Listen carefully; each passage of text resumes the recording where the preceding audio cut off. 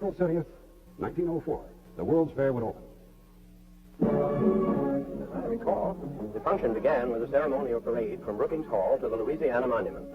Naturally, everyone who was of any importance was present. There were ambassadors from more than 30 foreign nations, governors and senators from nearly every state in the Union, and of course all the prominent men and women of St. Louis.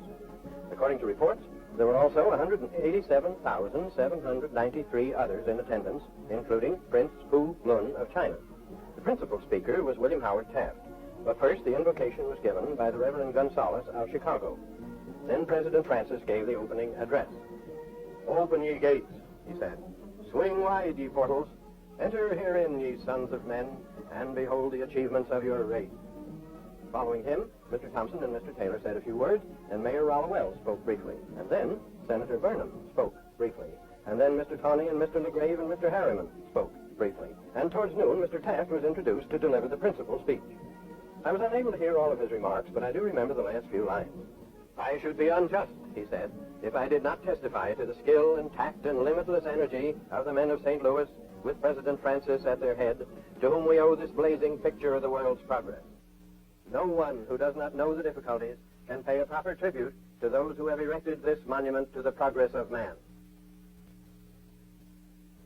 At 12:15, the speeches were over, and President Francis wired President Roosevelt in Washington that they were ready. At 1:06 p.m., Roosevelt opened the fair.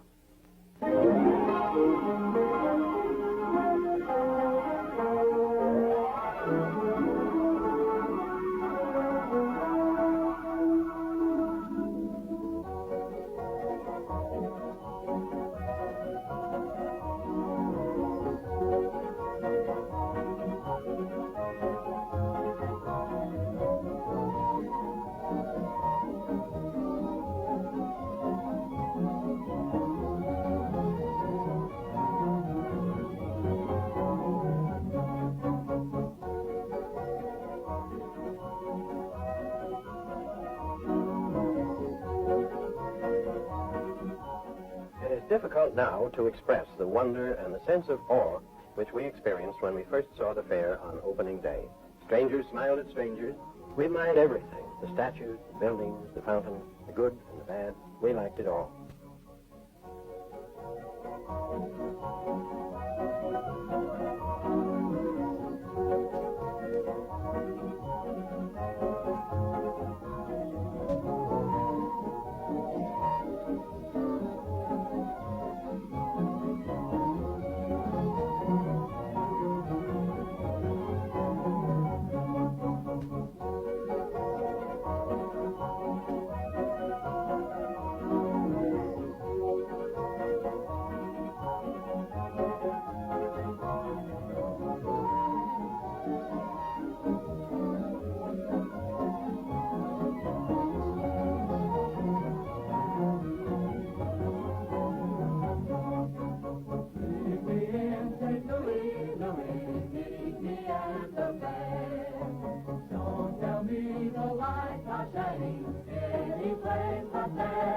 We will dance the hoochie coochie. I will be your tootsie wootsie. If you will meet me in St. Louis, Louis, meet me at the fair. In 1904, at the time of the World's Fair, motion picture film and motion picture projectors, as we know them, did not exist. Instead, what were called movies were taken on an old-fashioned hand crank camera, and then were displayed in a peep show device like this, a bioscope or a mutoscope. Each separate image, instead of being recorded on film, was recorded on a card, and then the cards were arranged in series like so that then when you put the cards arranged like this into the bioscope or mutoscope and turned the hand crank, you got the effect of motion pictures. It worked like this. Well, then in 1952, a man by the name of Kemp Nyler, who, curiously enough, was a private detective in Hollywood, became fascinated by this problem. He worked on it for a matter of about 5 years, and in 1957 he finally succeeded. That is, he succeeded in transferring these early-day moving pictures from paper rolls to a modern film base.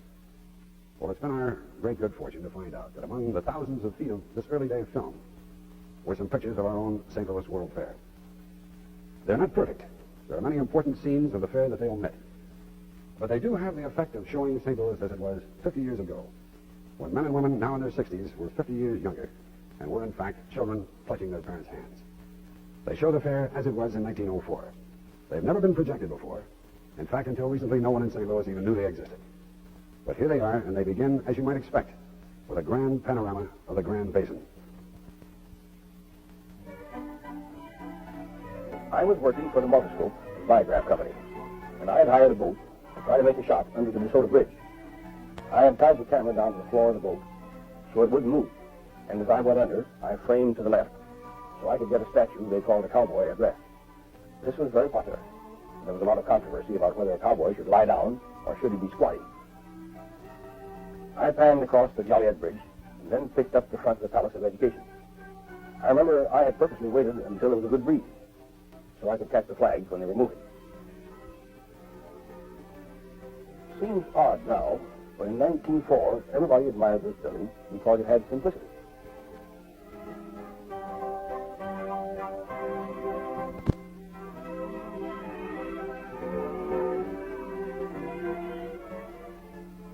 I shot the East Pavilion, which, incidentally, had a wonderful restaurant in it.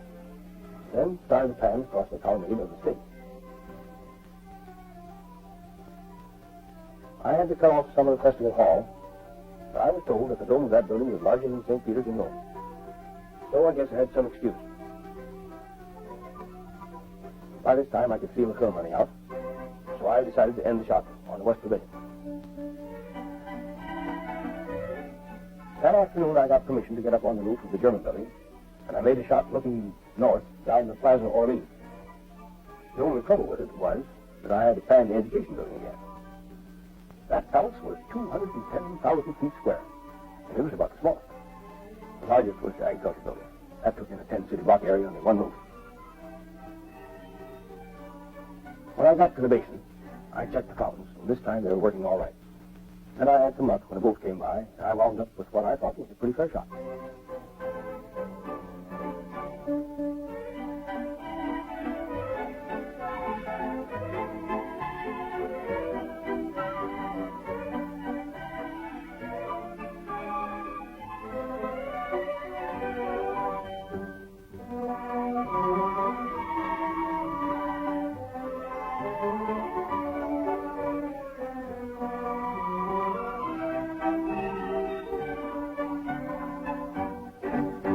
The next day, there was a pageant on the Big Lagoon.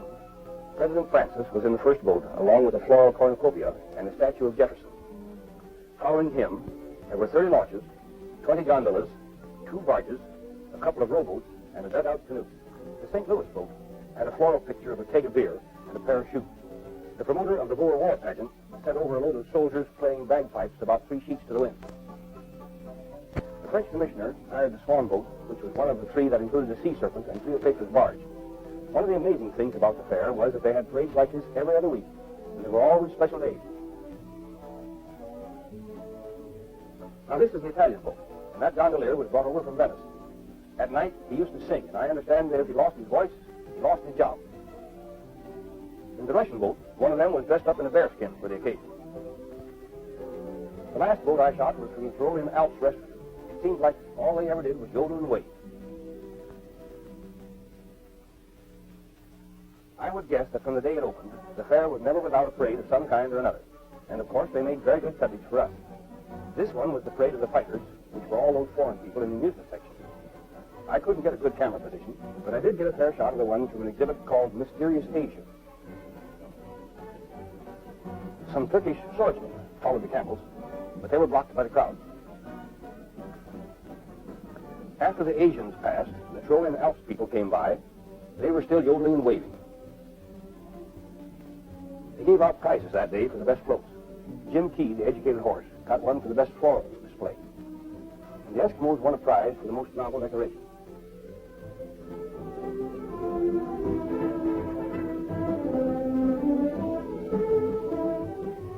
This was the 20 Mule team from Death Valley.